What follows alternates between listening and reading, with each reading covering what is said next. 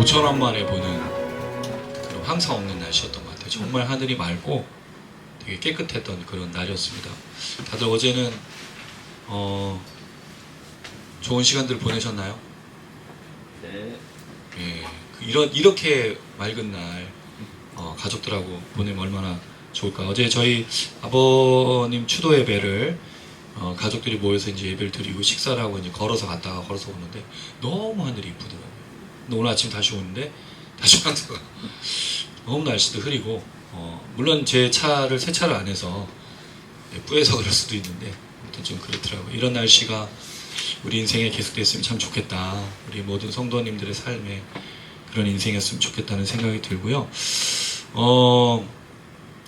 최근에 좀 우리 어머니도 그런 얘기를 좀 많이 하시고 주변에 이제 어르신들이 많이 아프시고 또 저희 이제 우리 매제의 그 부모님들 저희 이제 사돈 어르신들이시죠.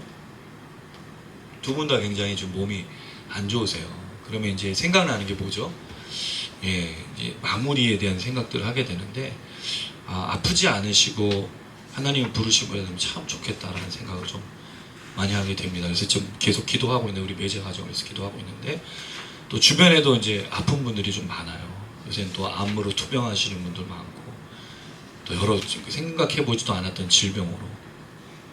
그래서 어느 순간에 우리가 무엇을 생각하냐면 마지막 이게 끝일 수도 있겠구나라는 생각들을 불쑥불쑥 한다는 거죠. 뭐 20대 30대 때는 그런 생각 잘 안 하죠. 근데 50대가 넘어가고 이제 60대 70대가 되면 당연히 그걸 달고 사는 거고 언제든지 준비해야 된다는 그런 생각이 드는데 오늘 말씀을 준비하면서 그런 생각이 들었어요. 나의 평생의 소원은 무엇이었고 나의 그 소원의 마지막은 무엇인가라는 생각이 좀 들었습니다. 여러분들의 평생의 소원은 무엇이었나요?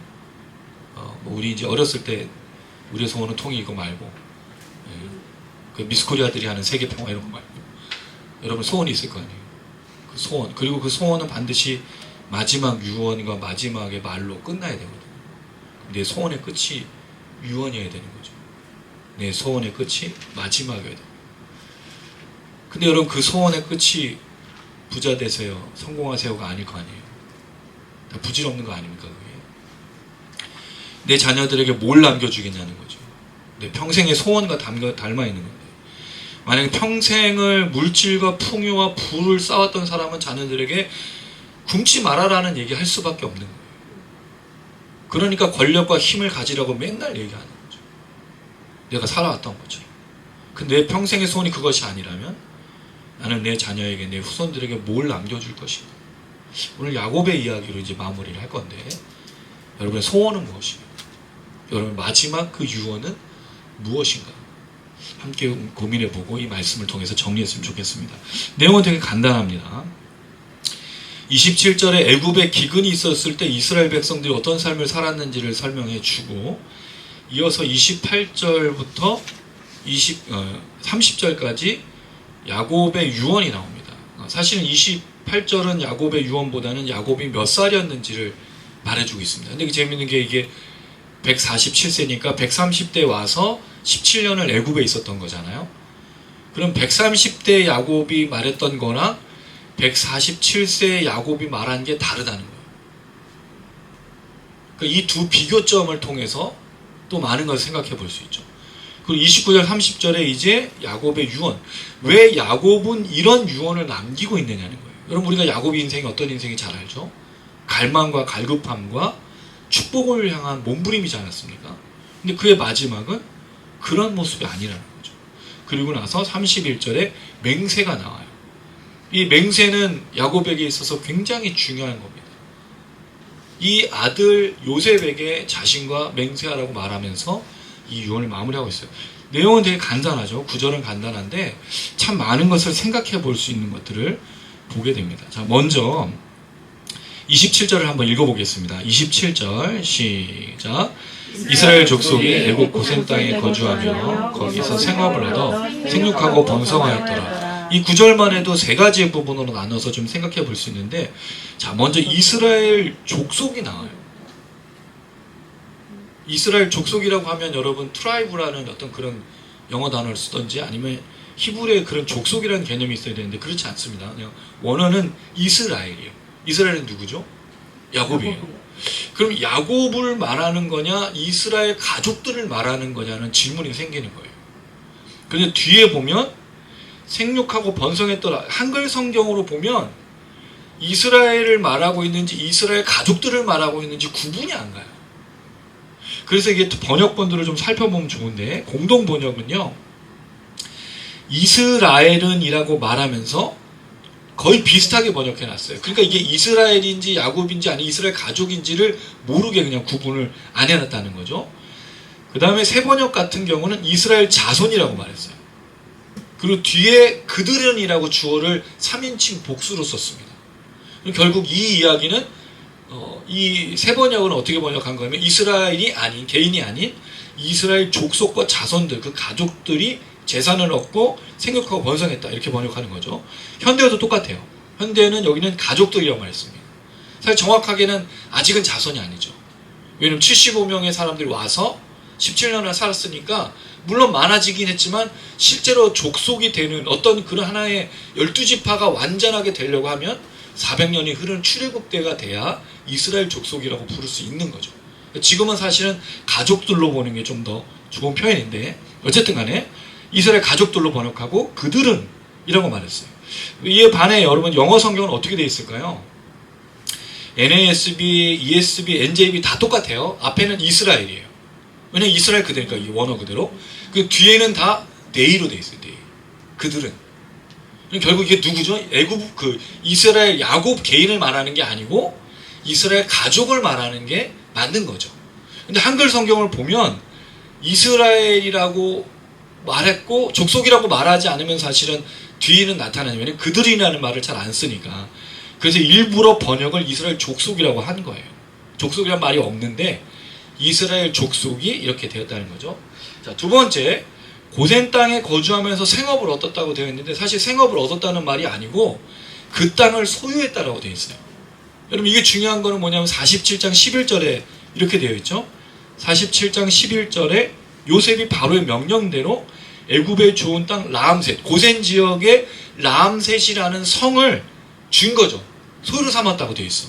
이게 그대로 이루어진 거죠. 자, 근데 너무 재밌는 건 그 소유를 주고 요셉이 가족들을 봉양한 그 사이에 어떤 내용이 있었습니까? 지난주에 13절부터 26절까지 애굽의 기근이 심해서 이들은 그 돈이 없어지고 가축도 없어지고 몸과 토지도 종에게 맡겼던 그런 모든 걸 잃게 됐던 그런 애굽의 기근이었잖아요.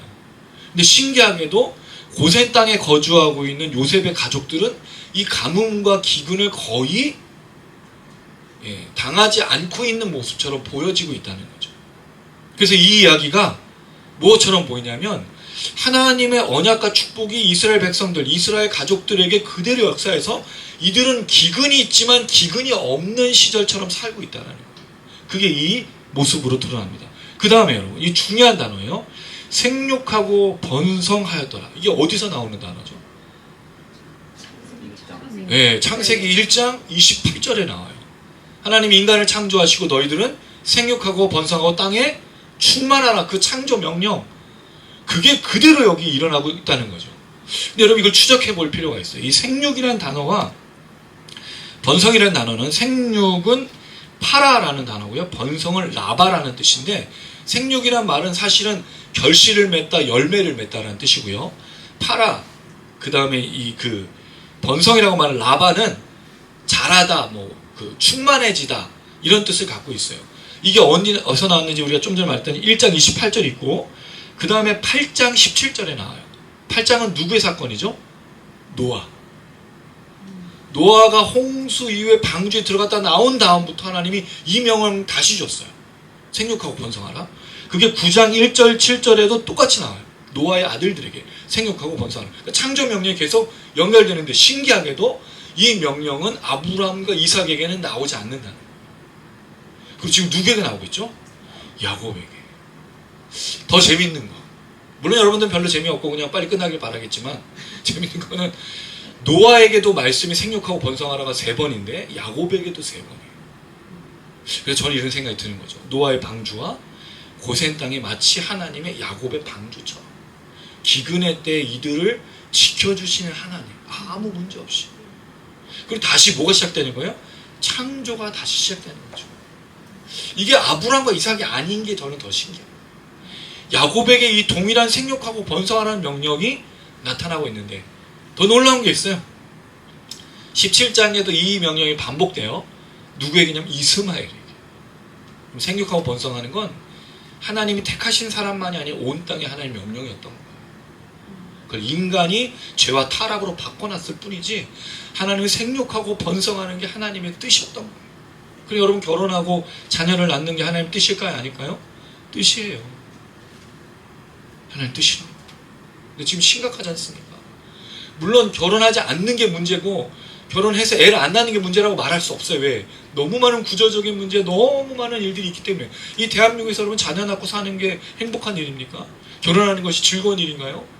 지난번에 보니까 결혼식장 이제는 그 축의금도 5만 원 정도가 아니에요. 10만 원 정도는 내야 되는 거예요. 왜? 거기서 뭐 하나를 하려면 너무 비싸서 예식을 치를 수가 없는 거예요. 그리고 여러분 집값이 뭐 말도 안 되지 않습니까, 여러분? 우리 권사님 이번에 이사하시고 고생 많이 하셨는데 집값도 장난 아니에요. 집이 사실은 매매가 되지 않아요, 거의. 지금은 전세와 월세밖에 안 된대. 매매는 거의 없고 살 사람이 없는 거죠. 그러니까 이런 상황에서 누가 결혼하겠냐는 거예요. 생육하고 번성하라 하나님 명령이 있지만 우리가 그걸 철저히 막고 있다는 거죠. 뭐 때문에? 욕심 때문에. 이 나라가 뭐로 돌아가고 있죠? 욕심 아닙니까? 부동산 욕심? 꼭 그 집을 100개씩 10개씩 사서 혼자 분차처럼 마음껏 사는 게 행복한 일이에요. 근데 거기에 누가 같이 그거를 그 목적으로 삼고 사는 걸 좋아하고 있습니까? 교회가. 기독교가. 우리는 사실 이 땅에 땅을 소유하는 사람이 아니죠. 우리 나그네 인생으로 어디를 바라보는 사람들이죠? 하나님 나라, 천국. 여기는 우리가 지나가는 곳이지 머무르는 곳이 아닙니다. 근데 모두가 다 그걸 축복해주고 있네요. 더 좋은 집으로 이사가세요. 더 넓은 집으로 이사가세요. 물론 그게 잘못된 건 아니겠지만 우리가 정말 하나님의 명령을 지키고 있느냐, 창조 명령을 따르고 있느냐, 아니면 다른 것을 추구하고 있냐는 정말로 큰 차이가 있다는 거예요. 사실 교회에 뭐가 많아야 됩니까? 아이들이요. 아이들 가득해야 돼. 아이들이 막 웃고 떠들고 신나고 재밌는 게 교회여야 돼요. 여러분 그게 교회였지 않습니까? 여름 상경 막 애들이 막 바글바글. 저 어렸을 때 물론 그때는 애들도 많았지만 한 반에 막 학교처럼 10몇 명 선생님 야 너 조용히 하면 얘가 막 떠들고 너 가만히 있어. 뭐 그래 가르치는 시간 뭐 분반 공부 뭐 30분 하면 뭐가 절반이에요? 조용히 해. 그 다음에 이제 시간이 뭘 가르치긴 뭘 가르쳐. 먹고 끝내지. 그래 분반 공부를 하는 게 아니에요. 착각하고 있어. 애들이 분반 공부로 성경을 배우는 게 아닙니다. 성경은 누가 가르쳐야 되죠? 부모가 가르치는 거예요. 이 한국교회 기독교는 잘못돼서 완전히 주일학교에 몰아넣고 애들 타가시설로 만든 다음에 부모는 자기 거를 막 즐겨. 그냥 애들을 자꾸 찾아와. 여러분 아이들은 거기서 배우는 게 없어요. 성경을 그렇게 배우진 않아요. 성경을 뭐로 배우죠? 선생님 말, 부모의 행동이에요. 근데 우리는 분반 공부로 아이들을 가르칠 수 없습니다. 시간도 안 돼요. 우리도 설교를 한 45분, 50분. 그 다음 나머지 시간 뭐 하죠? 나눔의 시간이 굉장히 길잖아요. 오랜 시간 얘기한다고요. 근데 아이들한테 20, 30분 하면 너 조용히 해. 반 절반 그렇게 하고 20분 남았는데 오늘 시간 다 갔구나 얘들아. 매주 50이지 거의 그러지 않으세요? 어떻게 가르칠 수 있어요? 진짜 아이들하고는 먹고 놀고 정말로 부모의 마음으로 아이들을 가르치는 게 아닌 그 아이들 품어주는 게 좋은 이게 주일학교라 생각해요. 저는 사실은 그 사랑을. 왜냐하면 이 아이들이 지금 사랑받을 데가 없잖아요. 교회도 마찬가지 아닙니까? 우리 청년들도 사랑받을 데가 없어. 특별히 우리 청년들 너무너무 괴롭지 않습니까? 세상에서 치우고 아르바이트 치고 뭐하다 치우고 교회 왔는데 목사가 다 계속 청년의 열정과 비전을 나도 갖고 싶지. 근데 못하는 상황을 만들어 놓고 청년의 열정과 비전으로 해서 자꾸 헌신하고 자꾸 애들을 내보내려고 그래. 선교로 내보낼 필요가 없어요. 지금 한국이 선교지예요. 지금. 어쨌든 좀 말이 길어지긴 했지만 생육하고 번성하는 일에 정말 교회가 신경 써야 되는 거예요. 이게 우리의 원래 명령이에요. 전도와 선교만 할 게 아니라 자녀를 낳는 일이에요. 그럼 이 일을 위해서 교회가 정말 온 심혈을 기울여서 만들어야 되는 당회가 해야 될 일이 그거잖아요. 좀 교회가. 그래서 축복해주고 자녀 낳을 수 있도록 도와주는 일이 있어야 되는 거예요. 어쨌든 생육하고 번성하라. 이게 노아의 것과 야곱의 것이 비약해서 고센 땅에 마치 방주처럼 구원 역사를 면면히 이뤄가고 있다는 이 하나님의 역사. 이게 바로 야곱과 그 가족들에게 있는 언약과 축복이 계속 이어져 가고 있는 거예요. 성경은 이걸 말해주고 싶은 거예요. 애굽 땅엔 기근이 있지만 야곱의 가족들은 축복과 은혜로 살고 있다는 걸 말해주고 싶었던 거예요. 자, 그리고 나서 28절 17년을 거주했어요. 그럼 꽤 오래 산 거죠. 근데 이게 제가 지난번에 어떤 학자가 요셉과 17세 된 요셉이 그때 잃어버린 거를 따지면 이 17년은 그 요셉과 다시 사는 그런 과정으로 회복의 과정이지 않겠느냐고 보는 사람들이 있는데 어쨌든 간에 17년을 거주했는데 147세예요. 그럼 그가 130세 때 왔다가 지금 147세 때 이 유언을 남기고 있다는 거죠. 그럼 그의 유언 속에는 무엇이 담겨 있는가? 자, 29절 30절 한번 읽어봅니다. 제가 29절 여러분 30절 읽어주세요. 이스라엘이 죽을 날이 가까움에 그의 아들 요셉을 불러 그에게 이르되 이제 내가 내게 은혜를 입었거든 청하노니 내 손을 내 허벅지 아래에 넣고 인애와 성실함으로 내게 행하여 애굽의 나라를 장사하지 아니하도록 하라. 내가 조상들과 함께 듣거든 너는 나를 애굽에서 내어다가 조상의 묘지에 장사하라. 요셉이 이르되 내가 아버지의 말씀대로 행하리이다. 자, 이걸 보면 이스라엘이 여기 이제 야곱, 이스라엘은 계속 반복돼서 나와요. 그러니까 야곱의 이름이 바뀌어서 이스라엘이라고 하는 특별한 의미를 둘 필요가 없다는 거죠. 야곱이기도 하고 이스라엘이기도 한 거예요. 나중에 이스라엘 족속이 된 것뿐이지 우리가 이제 이름이 바뀌면 사실 바뀐 이름을 굉장히 중요하게 여기는데 야곱의 이름도 나오고 이스라엘의 혼동되어 나오고 있다는 거죠. 이스라엘이 죽을 날이 가까웠어요. 이건 본인이 아는 거예요. 그리고 나서 그가 인생을 정리할 때 요셉을 부릅니다. 왜 요셉을 부르죠? 요셉이 장자기 때문이에요. 제가 말씀드렸죠, 여러분. 역대상에 보면 요셉이 장자의 명분을 갖게 되었다라고 분명히 설명하고 있어요. 그럼 유다를 부른 게 아니죠. 유다는 장자가 아니라 형제들을 대표했던 사람이고 나중에 그에게서 왕이 나올 것뿐이지 요셉이 장자였어요. 그러니까 요셉을 부르죠. 그럼 이미 여기서는 그 어떤 일이 일어나고 있냐면 자신의 아버지와 다른 점이 등장해요. 에서가 그 이 장자의 명분, 장자의 축복을 할 때는 어떤 일이 있었죠? 누굴 불렀습니까? 원래는 받아야 될 사람이 야곱인데 에서를 불러요. 에서를 부르고 뭐를 요구하죠? 별미를 만들어 주면 내가 축복해 줄게 했어요. 근데 그 별미가 어떤 별미? 집에 있던 별미가 아니고 사냥을 해온 그러니까 생생한 거. 이삭이 눈도 어둡고 영적으로 어두운데 뭐는 발달했어요? 후각하고 미각은 발달됐어. 그렇잖아요. 그러니까 별미를 달라고 이걸 먹고 아들이 만들어준 별미로구나 하면서 축복해 주잖아요. 야곱한테. 그래서 후각도 발달했어. 왜죠? 분명히 너의 냄새는 에서인데 오세양치는 소리를 들으니 너는 야곱이구나 이렇게 얘기하잖아요. 그러면 눈만 떼고 모든 감각은 다 발달돼 있어. 특별히 이 미각.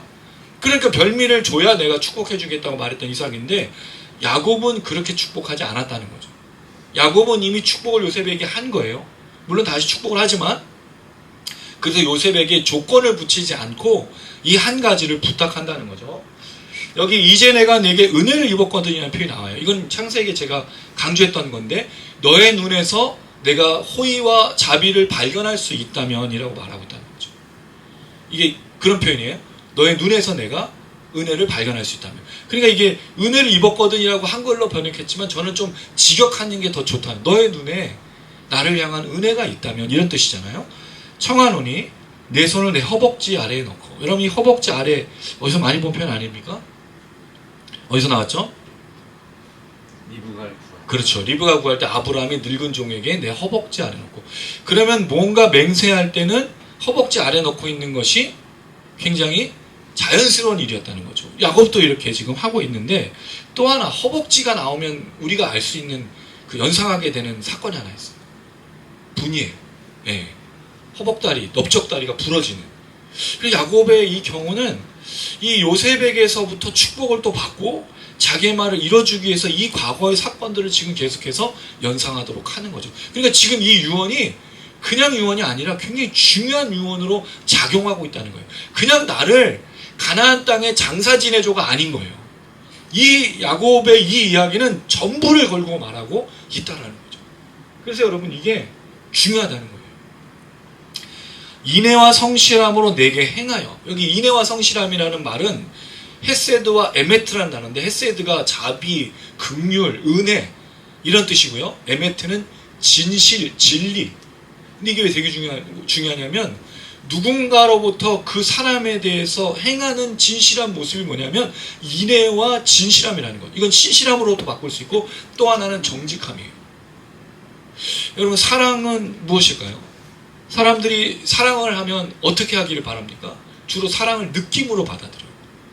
그러나 성경에서 말하는 사랑은 인자와 진실함, 특별히 정직함이에요. 여러분, 부부간에 정직함이 없고 진실함이 없으면 사랑이라고 할 수 있을까요? 서로 속이고 있고 거짓을 말하고 있으면 아무리 선물을 주고 아무리 좋은 것을 먹고 아무리 그런 걸 누린다고도 그게 사랑일까요? 사랑일 수가 없어요. 사랑에는 반드시 정직과 진실이 있어야 되는 거예요. 이거 하나님께 적용해 보면, 여러분, 예배 드릴 때 우리가 진실한 마음, 정직한 마음이 없으면 예배 드릴 수가 없는 거예요. 하나님이 받지 않으신다고요. 그래서 여러분, 예배가, 물론 이 말은 좀 반대합니다. 예배 목숨 걸어라. 그때는 여러분, 그 목숨 걸어라는 말이 뭐였냐면 빠지지 말으라는 뜻이었죠. 근데 목숨을 걸어야 돼요. 왜? 이 예배가 유일하게 하나님을 우리가 지금 만날 수 있는 시간 아닙니까?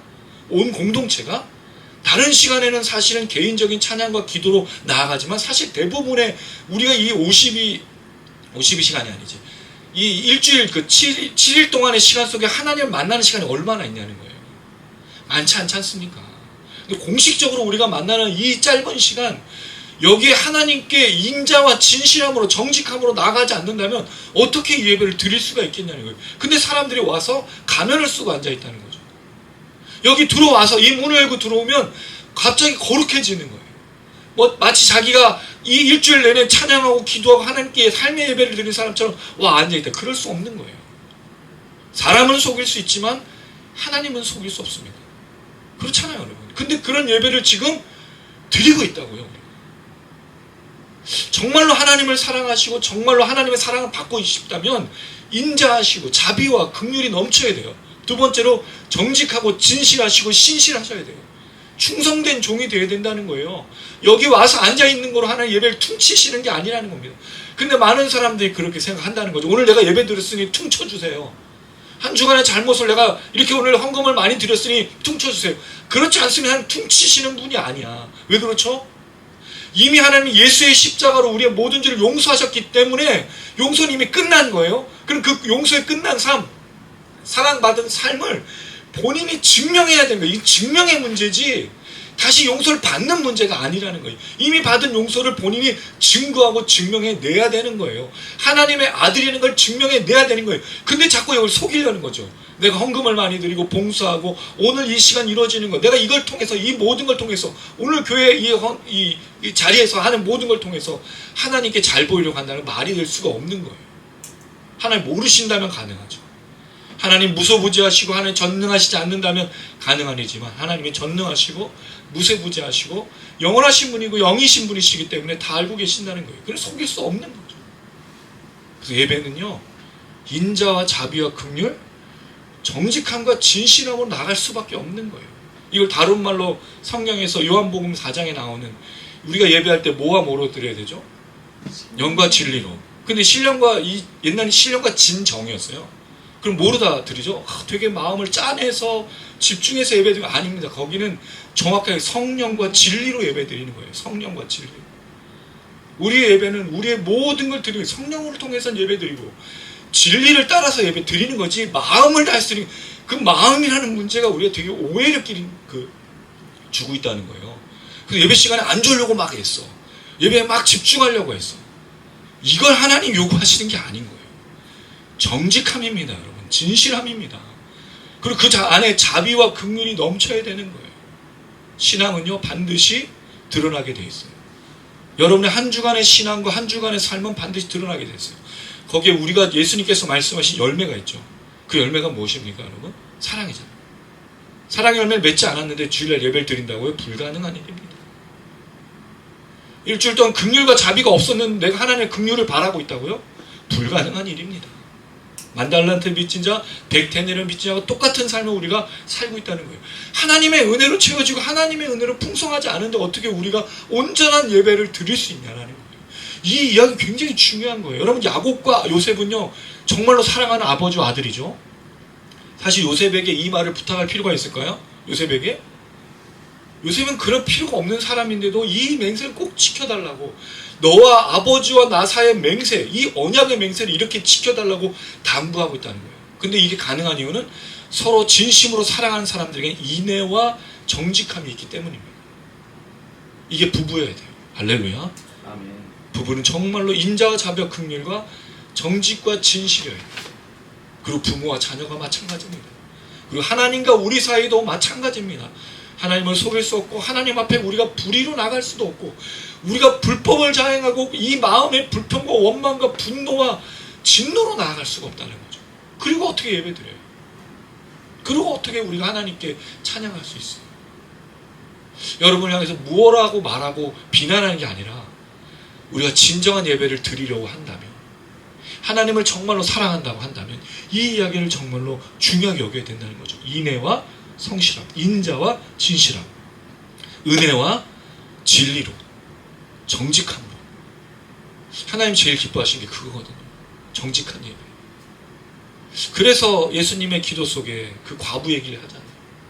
아무 말도 못하고, 그 바리새인과 세리의 기도, 바리새인은 내가 뭘 했고 하는 기도와 세리의 기도는 나는 그저 하나님 앞에 죄인, 아무 말도 하지 않고 죄인했던, 주님 받으시는 게 이런 기도라는 거죠. 자, 그리고 나서 그가 말합니다. 애굽의 나를 장사하지 아니하도록 하라. 그럼 난 여기서 죽지 않겠다는 거죠. 여기서 죽어도 여기서 묻히지 않겠다는 거죠. 30절, 조상의 묘지에 나를 장사하라. 내가 죽거든 조상의 묘지에 장사하라. 그랬더니 요셉이 아버지의 말씀대로 행한다라고 이야기합니다. 자, 그러면 여러분, 요셉의 마지막 유언은 무엇이죠? 나를 애굽 땅에 묻지 말고 가나안 땅으로 보내라고 하는 거예요. 그럼 가나안 땅은 그에게 왜 그렇게 중요한가? 창세기 28장 15절입니다. 찾아볼게요. 창세기 28장 15절. 창세기 28장 15절 같이 한번 읽습니다. 시작. 내가 너와 함께 있어 내가 어디로 가든지 너를 지키며 너를 이끌어 이 땅으로 돌아오게 할지라 내가 내게 허락한 것을 다 이루기까지 너를 떠나지 아니하리라 하시니라. 베델 알죠? 루스. 그리고 하나님 이 약속 지키셨어요. 야곱이 정처 없이 밧단아람을 갈 때 그 밤에 나타나서 사닥다리를 보여주신 한편 내가 너를 다시 이 땅으로 돌아오게 할 거예요. 그리고 나서 라반과의 수많은 일들이 있을 때 하나님이 그에게 나타나시죠.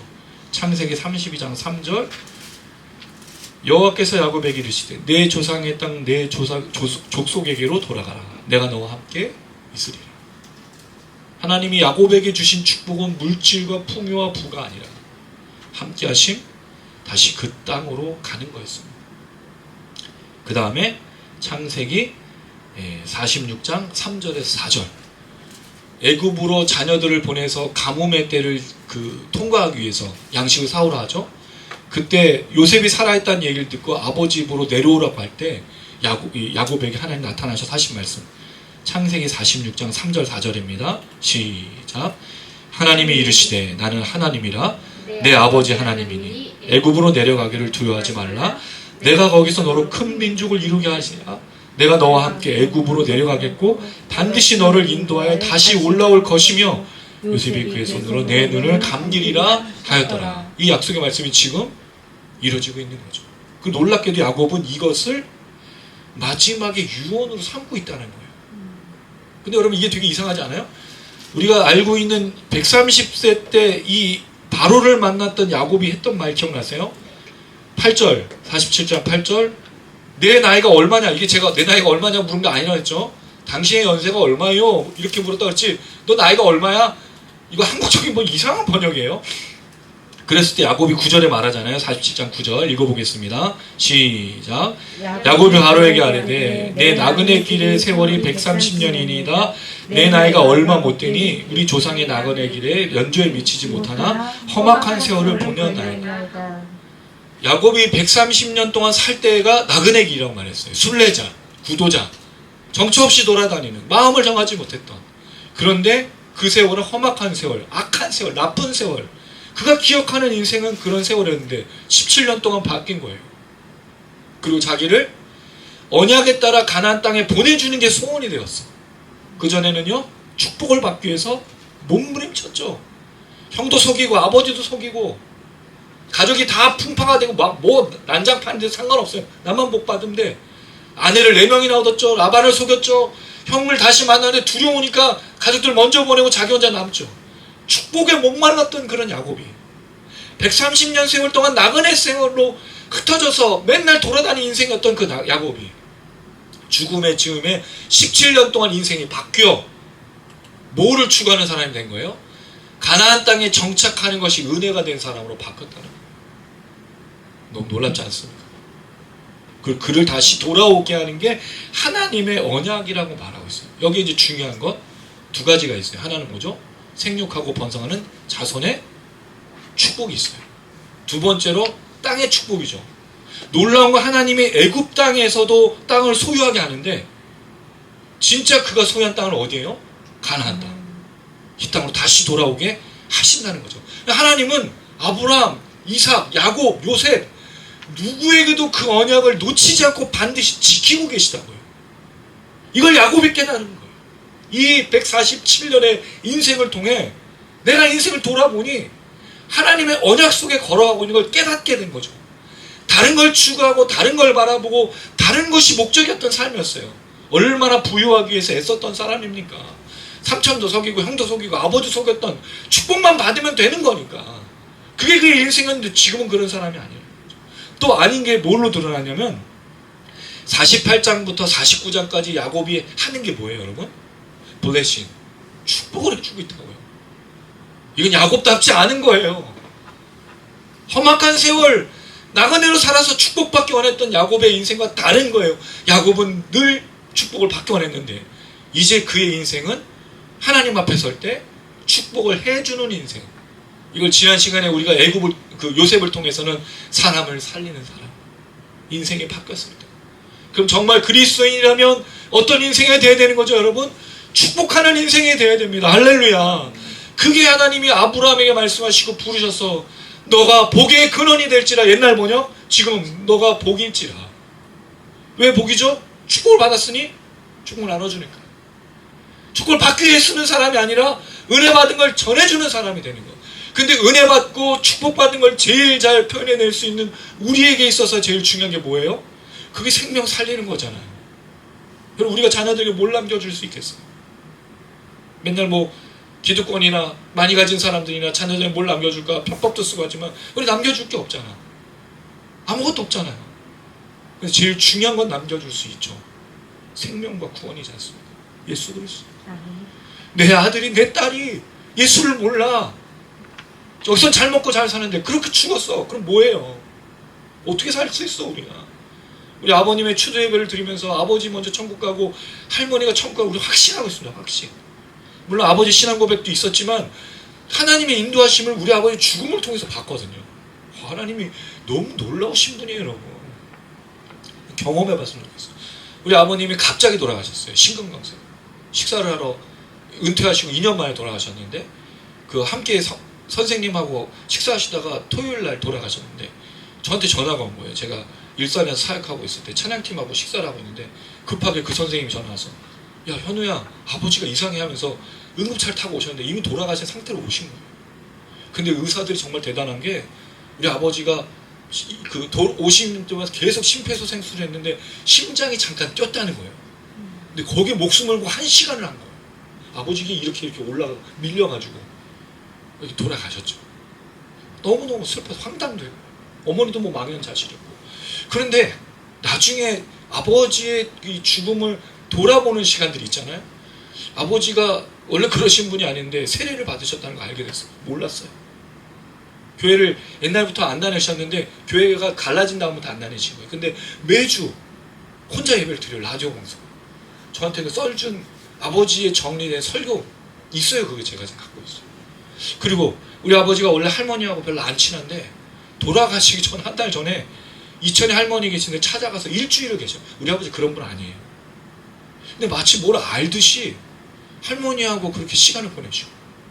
그리고 또 재미있는 건 제가 아버님의 그 시신을 수습했는데 저 빼고 다 통화했어.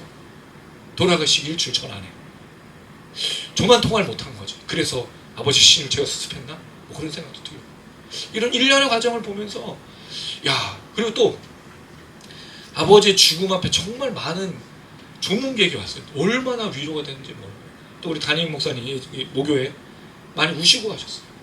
그러니까 우리 아버지의 죽음이 비록 그 죽음이 음식점 화장실 바닥에서 누웠던 죽음일 수 있지만 모든 걸 종합해보면 그렇지 않은 거예요. 그럼 뭘 남겨줄 수 있겠냐는 거예요. 그 아버지는 지금 천국에 계시잖아요. 또 우리 할머니 다시 만날 거 아니에요. 물론 그때는 아버지 아들로 만나는 건 아니겠죠. 뭘 남겨줄 수 있냐. 생명을 살리는 축복 외에 우리 가진 게 없어요. 이걸 우리 자녀들에게, 우리 후손들에게, 우리 가족들에게 남겨주는 것에 뭐가 있겠습니까? 이걸 야곱이 하라는 거예요.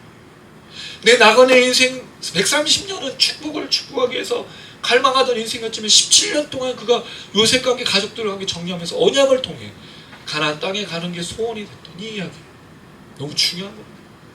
그의 평생의 소원이 바뀌었죠. 축복을 갈망하던 사람에서 축복을 전하는 사람. 이게 그리스도인들이에요. 이 세상의 모든 사람이 축복받기 원합니다. 여러분, 이 세상의 사람들이 부자 되기 원하지 않는 사람 있을까요? 한 명이라도? 다 부자 되고 싶잖아요. 떵떵거리며 살고 여행하고 싶고 누가 맨날 일만 하고 살고 싶겠어요. 근데 오늘 이 말씀을 보면 축복을 받기 위해서 애쓰는 사람들이 아니라 축복을 나눠주기에 애쓰는 사람으로 바뀐 거. 저는 이게 굉장히 중요하다 생각합니다. 그래서 이 유언을 요셉에게 남기죠. 자, 그리고 나서 31절 읽어보겠습니다. 시작. 야곱이 또 이르되 내게 맹세하라매 그가 맹세하니 이스라엘 침상머리에서 하나님께 경배하니라. 이 마지막 소원을 요셉이 듣고 맹세합니다. 그 아버지가 했던, 그리고 분이엘 사건처럼 축복을 받기 위해서 이가 매달려서 이 허벅다리가 부러졌던 사람이 이젠 아들한테 손을 넣어서 이 부러진 다리에 나를 가나안 땅에 보내주는 것으로 맹세하라고 간절히 요청하는 축복을 나눠주는 사람으로 바뀌었던 것. 이게 그 모습으로 끝나고 있는 거죠. 자, 그리고 나서 침상머리에서 하나님께 경배했다라고 되어 있어요. 근데 이 번역이 굉장히 오해가 됩니다. 이게 참 쉽지 않아요. 이 번역을 해석하는 게. 먼저 이 번역에 대해서 여러 번역분들이 나누고 있는 내용이 있는데, 첫 번째 공동 번역은요, 침상 머리맡에 엎드려 하나님께 경배드렸다. 세 번역, 침상 밑에 엎드려서 하나님께 경배했다. 거의 유사하죠. 현대어, 요셉을 보고 자리에서 누운 채, 침상 머리가 아니라 자리에 누운 채로 번역했어요. 고맙구나 내 아들아 하며 하나님께 감사드렸다. 현대어는 많이 의역한 거예요. NASB, Then Israel bowed in worship이라고 했어요. 예배했다는 거죠. At the head of the bed라고 되어 있고, ESB는 in worship이 빠졌어요. 그냥 bowed himself라고 되어 있어요. 그냥 구부렸다는 뜻이에요. 그러니까 이게 예배를 했는지 몸을 구부린 건지 몰라요. NJB 성경, 이스라엘 생크백, 이거 뒤로 누운 거잖아. 그럼 침상에 누운 거냐, 침상에 엎드린 거냐, 경배한 거냐, 이런 논란이 생겨요. 70인역은 더 웃겨. 이스라엘은 그의 지팡이 끝에 몸을 기대었다. 침대가 아니라 이걸 지팡이 스태프로 바꿨어요. 그럼 이게 무슨 뜻이냐는 거죠. 두 가지 의미가 있는 거예요, 지금. 하나는 본문 말씀처럼 침상 머리에서 하나님께 경배한 거냐, 두 번째는 침상에 누운 거냐는 거예요. 자, 48장 1절. 내 아버지가 병들었다 함으로, 그럼 지금 유언을 남기고 있는 야곱이 병들은 거잖아요. 그럼 이 노인이니까 연로했기 때문에. 그럼 침상에 누운 것처럼 보여진다는 거죠. 놀랍게도 원문에는요, 하나님께 경배했단 말이 없어. 하나님이 없어요. 침상에 엎드렸다가 돼 있는 거지. 근데 이걸 의역한 거잖아, 다. 경배했다라는 말, 감사했다는 말은. 그럼 이런 식으로 생각할 수 있는 거예요. 실제 이 의미가 지팡이는 아닌 것 같고, 왜냐면 지팡이에 기댔다는 말은 기력이 다했다. 왜냐면 유언 끝내고 나서 기력이 다했다는 표현인데, 침상에 누웠다, 또 침상에 엎드렸다가 되는데, 이걸 누가 기록하고 있죠? 모세가 후대에 뭐로 바꾸길 원했을까요? 그 의도와 목적이.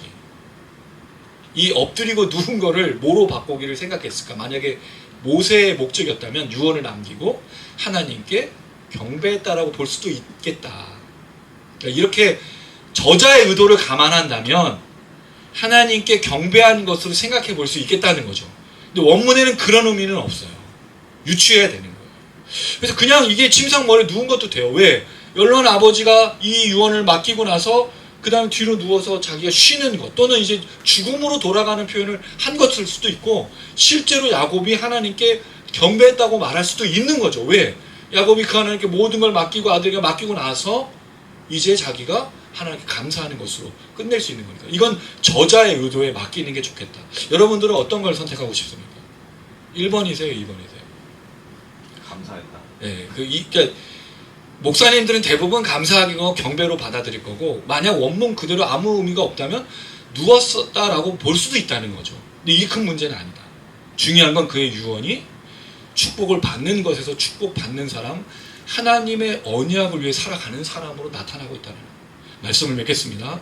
첫 번째는 오늘 이야기를 보면서 야곱의 평생의 소원이 무엇이었는가를 좀 생각해 봅니다.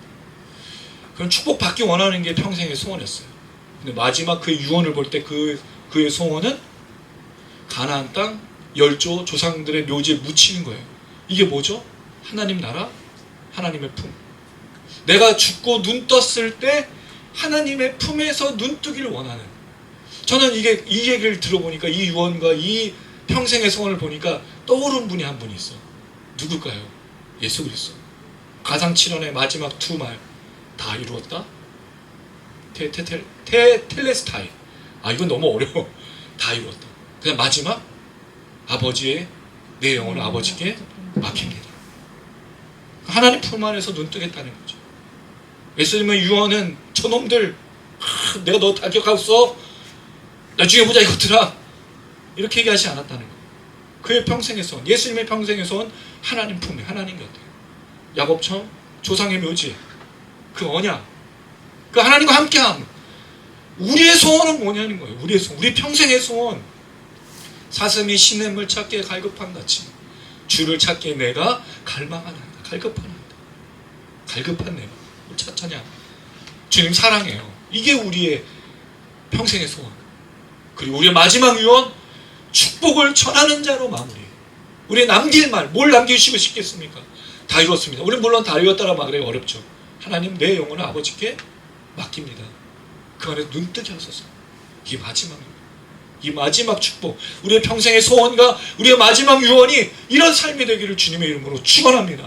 평생을 축복을 받는 사람이 아닌 축복을 나눠주는 사람으로 살다가 하나님 내 영혼을 맡기오니 나를 받아주시옵소서. 이런 삶으로 살아가는 우리 모든 성도님들 되시기를 주님의 이름으로 축원합니다. 아멘.